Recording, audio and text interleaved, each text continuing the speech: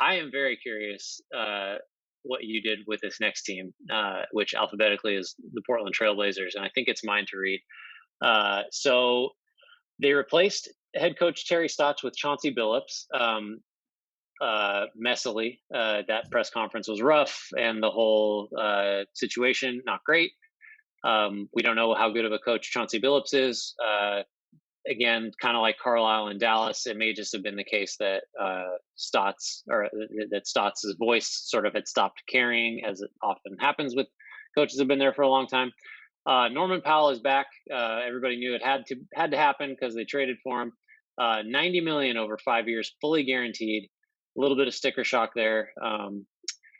The big trade they swung, which I think everybody likes, I hope you'll like, Larry Nance Jr. for Derek Jones Jr., a 22 first rounder, which is lottery protected through 2028, becomes a second if it's not conveyed, and Denver's 24 second round pick, protected 31 to 46.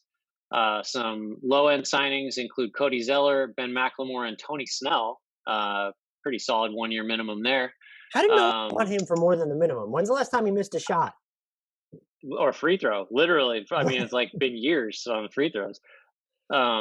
Acquired number 43, Greg Brown III, for a 2026 second rounder and cash. Signed Marquise Chris to a non-guaranteed 1 year deal. Signed Patrick Patterson to the same. Signed Dennis Smith Jr. Man, we're just going for it on a non-guaranteed 1 year deal. Signed Trent Waterford to a 2 year. Already mentioned the outgoing guys, in addition to Stotts and Jones Jr. Enes Kanter is gone, and Rondé Hollis Jefferson remains unsigned.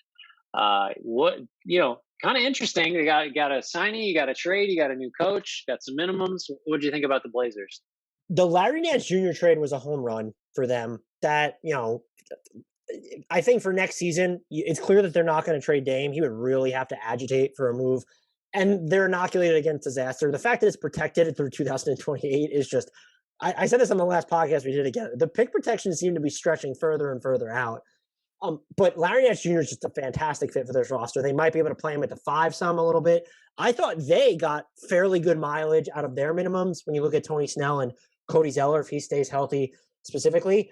I actually think one of their 3 training camp deals, when you look at DSJ, Patrick Patterson, Marquise Chris, those are fine gambles to me based off what Marquise Chris showed before he was injured at Golden State. Patrick Patterson has had we're years removed from it, but the idea of Patrick Patterson is still really fun. I'm not necessarily in on Dennis Smith Jr., but the fact that they're taking a look at any kind of backup point guard is probably encouraging. The Norman Powell deal, sticker shock, like you said, because no one else could give him 5 years. Was that what it needed to get him at this? And now you just have so much money tied up in dudes that are under 6'5". When you look at Damian Lillard, CJ McCollum, and Norman Powell, that's a lot of money.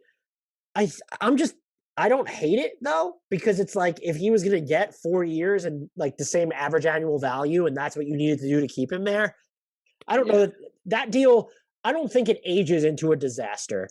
That being said, we do have evidence beyond the past 2 seasons or past season and a half where Norman Powell can be one of the wildest roller coaster rides in the NBA. So some risk there, but I respect them paying to retain that talent.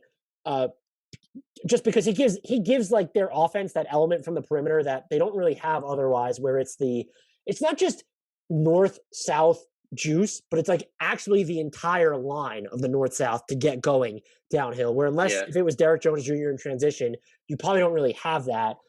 So that's all great. I think the Chauncey Billups hire was a disaster. It's tough for me, and it goes back to the Jason Kidd stuff. I don't know how much to really take from that, because it's my main problem with it is because I don't know anything about how he's going to be as a coach on the court in the NBA. We've yet to see it, but the fact that they couldn't address any of the concerns expressed about the sexual assault allegations he faced in 1997, and it wasn't only that, but they were patronizing, or Neil Olshey was patronizing and condescending about Becky Hammond's candidacy in that press conference, and then was playing the trust me card when you don't get to play that card when you've kind of failed.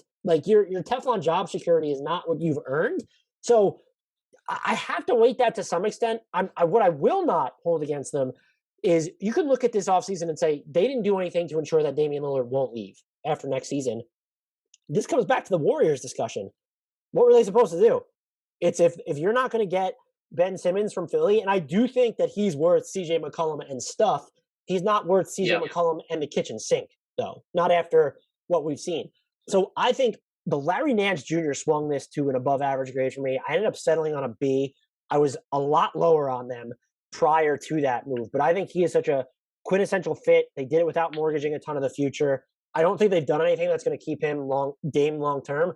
I lean towards Dame being out of Portland after this season. If he starts 2022, 2023 with the Blazers, I'll be mildly surprised where things stand now. I just don't know if there was anything they could have done to change that in the first place.